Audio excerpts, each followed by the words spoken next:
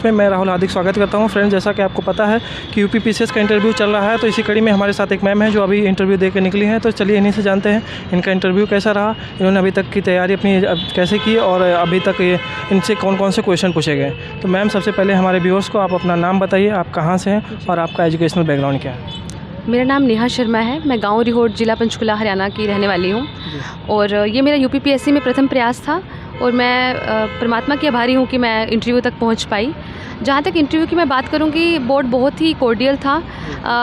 उन्होंने क्वेश्चन ही मुझसे बहुत, जैसे वुमेन रिजर्वेशन पे क्वेश्चन पूछे, पेड मैटरनिटी लीव पे क्वेश्चन पूछे, साथ ही साथ उन्होंने मुझसे चाइल्ड केयर लीव पे क्वेश्चन पूछे और मेरा ऑप्शनल जो है वो PSIR है, तो उन्होंने मुझसे इंडियन कॉन्स्टिट्यूशन पे भी काफ़ी क्वेश्चन पूछे।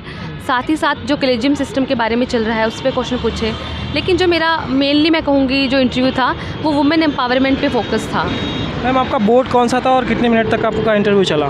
सर, मेरा बोर्ड हरीश प्रताप सिंह सर का बोर्ड था और जो मेरा इंटरव्यू था वो लगभग 20 से 25 मिनट तक चला। 20 से 25 मिनट जी। तो और करंट से रिलेटेड कोई क्वेश्चन पूछे गए मैम आपसे।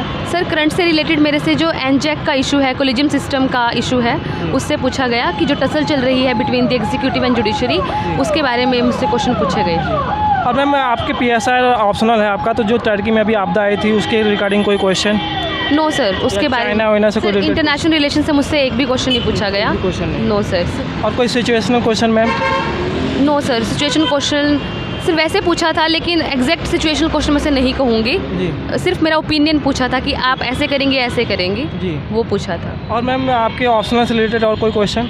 सर, कॉन्स्टिट्यूशन से रिलेटेड मुझसे काफ़ी क्वेश्चन पूछे गए, जैसे आर्टिकल 312 के बारे में, 315 के बारे में, 200 के बारे में, कॉन्स्टिट्यूशन और आर्टिकल 29 एंड 30 के बारे में जी। और मैम, और कोई क्वेश्चन रिलेटेड टू बजट या G20 समिट।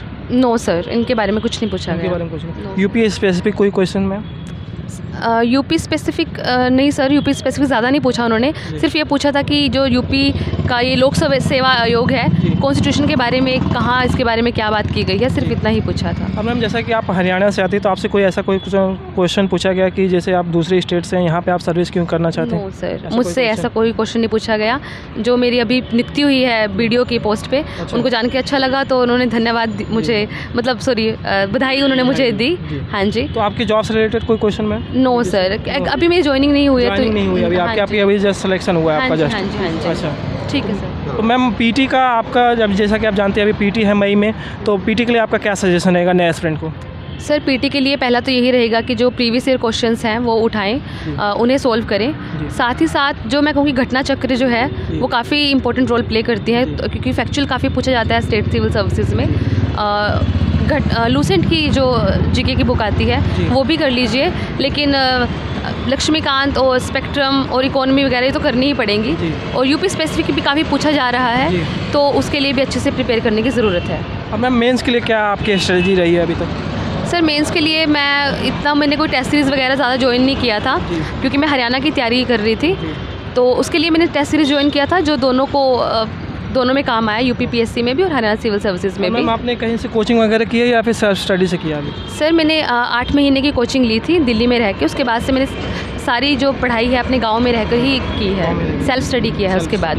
Yes sir. तो मैम, मैं एक चीज़ और जानना चाहूँगा, जैसे कि CSET में काफ़ी बच्चों को प्रॉब्लम होता है, तो CSET के लिए आपने कैसे तैयारी की थी। सर, CSET के लिए मैंने तैयारी जो की थी वो काफ़ी अच्छे लेवल की थी, क्योंकि आजकल जो देखा जा रहा है वो CSET में बच्चे रह जाते हैं और GS में वो निकाल ले जाते हैं। तो उसके लिए मैं जो मेन जो क्वांट के चैप्टर्स होते हैं वो सारे काफ़ी अच्छे से किए थे।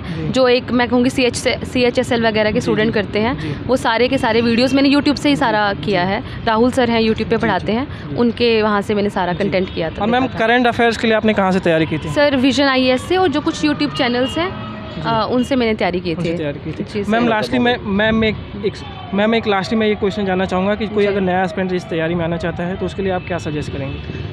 मैं कहूँगी कि आप सेल्फ स्टडी करें, कोचिंग पे ज़्यादा रिलाई मत करें, क्योंकि कोचिंग में इतना वो नहीं पढ़ाएंगे कि आप पेपर निकालने जाएं। तो आप सेल्फ स्टडी पे फोकस करें, और जितने भी बेसिक बुक्स जो टॉपर्स बताते हैं, देखिए सब वही बुक्स पढ़कर आते हैं, तो आप वही बुक्स को बार बार रिपीट करें, बार बार रिवाइज़ करें, और जितना ज़्यादा आप रिवाइज़ करेंगे उतने ज़्यादा आपको पेपर में रिकॉल आप कर पाएंगे, उतना ज़्यादा।